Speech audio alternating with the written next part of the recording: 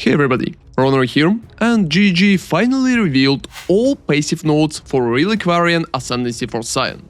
As we already know, all of those are based on existing unique items, and some of them look very strong and promising. So in this video, I want to discuss the passives, talk a little more about the skills they provide, and share my opinion on how good Reliquarian will be in the end. Use timestamps if you need it, and let's go! So as we already know, Scion will be able to get 8 points, however, the first cluster is absolutely mandatory because you're going to pass through that anyway. And a lot of them are looking pretty nice. So first off, we have Kilava's Blaster. It gives 25% chance to avoid elemental elements and 40% chance for elemental resistances to count as being 90 against enemy hits. Chance to avoid elemental elements is not that important, however, it will help out builds which could cap elemental elements in general, and you will be able to cap it easier with that. However, 40% chance for elemental resistance to count as being 90 against enemy hits could be a very nice bonus for all the builds that are playing around 75 or 78 resistances, so not investing into max resistances at all. And it's pretty much applied to a lot of builds, and since most damage that you can receive in Path of Exile is usually elemental damage, I think that passive is going to be pretty popular, and it's going to make Scion significantly tankier compared to other variations of same builds. We also have another option for tankiness, which is Brass Dome. It gives +3 to all maximum elemental resistances. Strength provides no bonus to maximum life, removes all energy shield, armor from equipped body armor is doubled, and take no extra damage from critical strikes. The biggest upside here is take no extra damage from critical strikes, because it's available very early and very easily, and also paired with +3 to all maximum elemental resistances. However, Brass Dome will work only for the build that has no energy shield at all, or has very small amount of energy shield in general, because otherwise losing energy shield at all will be very uncomfortable. It mostly will be for variations of slam builds if somebody would play that on Scion instead of usual options like Marauder, for example. And strength provides no bonus to maximum life is usually not a big issue for anything except maybe strength stacker builds, which are probably going to play other Ascendancy anyway. And you also have more of Conquest, unaffected by poison, and 40% of damage taken recouped as life, which is looking kinda alright and probably will be used for some niche builds, but not that popular in general. Victoria Influence we already seen, it's looking amazing for Aura stackers and like Aura bots in general, but I don't think it will be too popular for people who's playing solo. And Verasa Ambition is very interesting. It gives you level 20 Ravenous skill, and 23% to chaos resistance, and 20% increased movement speed. So Ravenous is the skill that consumes a target corpse, granting your buffs that gives you bonuses against enemies of the same monster category. It's a pretty old skill that's been like in the Warlock of the Mist passive skill before in 3.23, and right now it's coming back. However, there is a big downside for that skill. Buff lasts until you leave the area, so you will need to recast that skill consistently, and for example, if you're casting it against the boss, you will need to get like a corpse item to get that bonus damage. 15% more damage is very nice. However, unfortunately, I believe it adds a lot of hassle, which will be not worth it in the most cases, so even paired with like chaos resistance and movement speed, I think it will not be too popular as an option. So Kilava, Blaster and Brass Dome are looking like the best options right here, based on do you have energy shield or you don't. So if you're playing armor, body armor, and you don't have energy shield at all, I think it's going to be Brass Dome. And if you have some energy shield or not really getting a lot of armor, I believe that Kilava's Blaster is going to be much more popular. So the next step is a down node right here. So here we have Grace of Goddess, +2 to maximum number of Sacred Wisps, and +2 to number of Sacred Wisps summoned, which is very good. It's practically Grace of Goddess wand over again, which is used very practically for kinetic blast builds, especially at Hierophants. So I believe if somebody is playing around Wisps and already dual wielding Grace of Goddess, getting that passive on top will be even better. So I think it will be pretty popular with Kinetic Blast variation for Reliquarian. And we also have Belt Timberblade, 80% increase evasion rating while moving, and skills fire 2 additional projectiles if you used a movement skill recently. I think since recently is 4 seconds, it will be pretty popular too, because getting 2 free projectiles from many skills can be a very strong option. We also have Zigzag's bonus, so level 30 Thirst for Blood. That bonus is very nice for bleed builds, it's going to give you huge life regeneration, so like 400, and it's also going to give you 20% more damage with bleeding.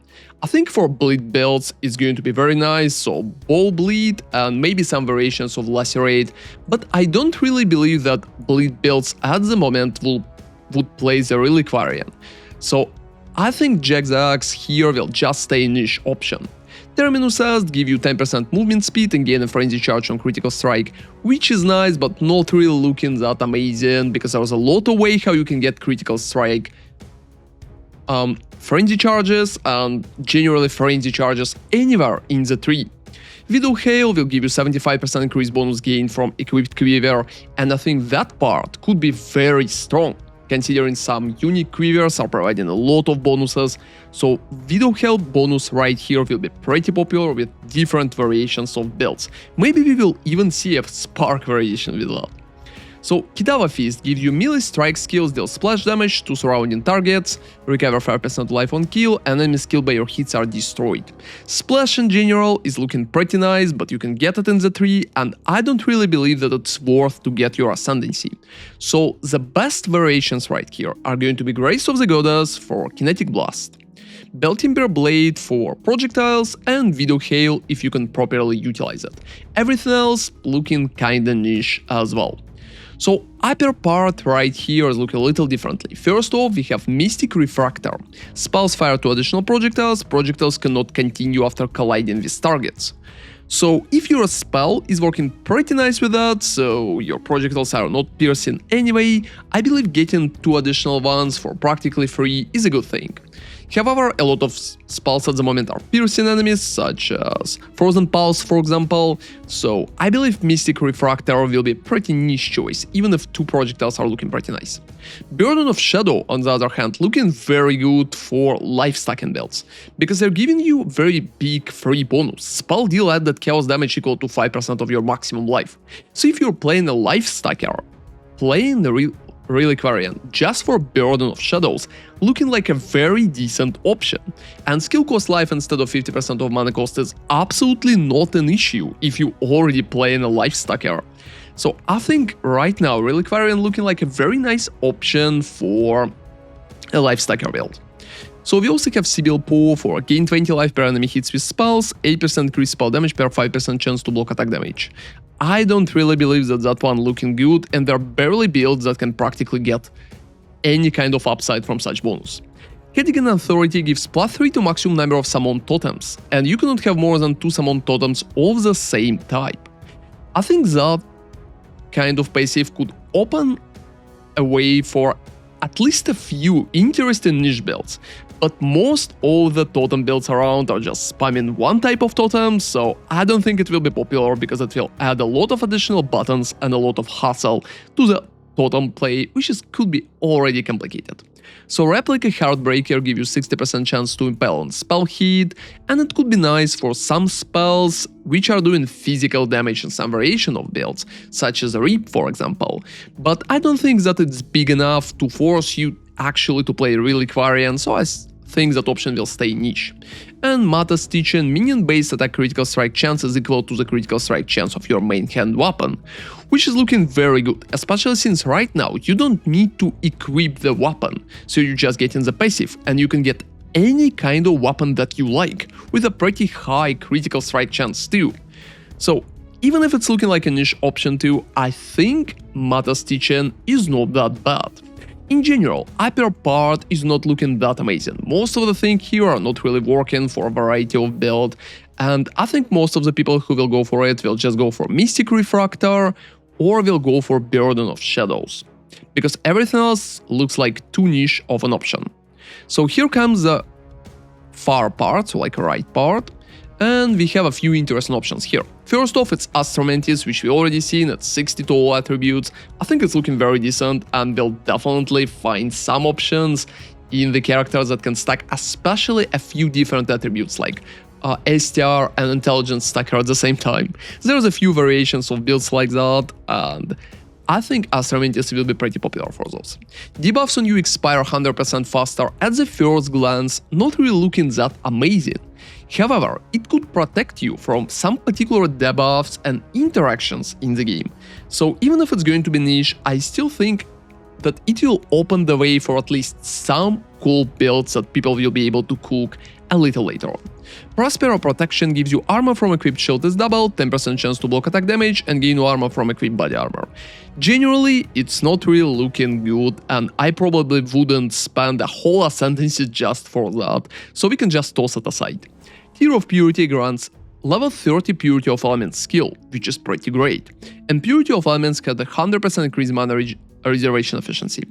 I think Tear of Purity could be very nice to fix your resistances early on, but later on I would probably respec it because I don't really believe that just getting a lot of resistances is pretty much worth it, even if you're getting them practically for free. You also have the Burden of Truth right here for 33% of non-chaos damage taken bypasses Energy Shield, and 33% of chaos damage taken does not bypass Energy Shield. Gain 10% of maximum life as extra maximum Energy Shield. I think that could be nice for some particular builds, but in general, most of those builds are either playing Flask already or playing Chaos Inoculation. So I don't really think that Burden of Truth is worth it in the most cases too, even if it still gives 10% of maximum life as extra maximum Energy Shield. Astral Projector here gives Nova Spellcast at the targeted location instead of around you. Spell skills have 25% increased area of effect. That passive here looks pretty nice.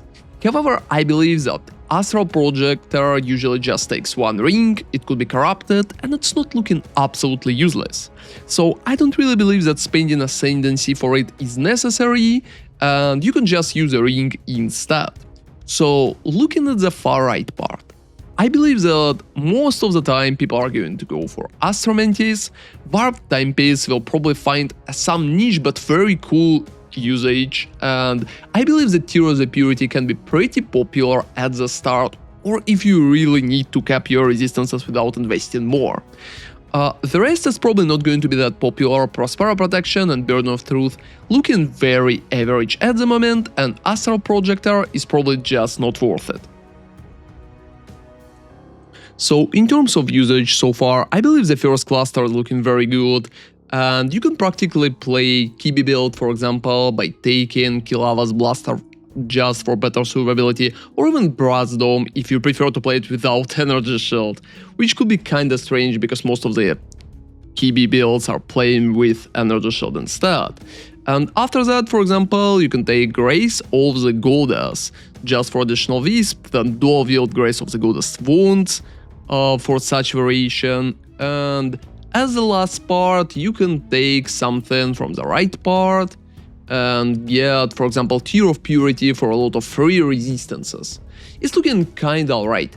However, I believe that in general, Reliquarian being created with a very specific build in mind. So instead of people playing Kibi here, for example, I believe it will be mostly used for niche builds, utilizing such things as like Warp Timepiece, for example, or utilizing some particular unique bonuses such as Mate Teaching, or even Kedigan Authority here for summon totems. So I don't really think the Ascendancy itself is going to be too popular, but I believe it's going to definitely spawn at least a few fun niche builds that I'm definitely looking forward to. Thank you very much for watching, and let me know in the comments, do you like the Ascendancy in general, what kind of build you would play with that, and which passives you like the most. See you next time, and ronarray out.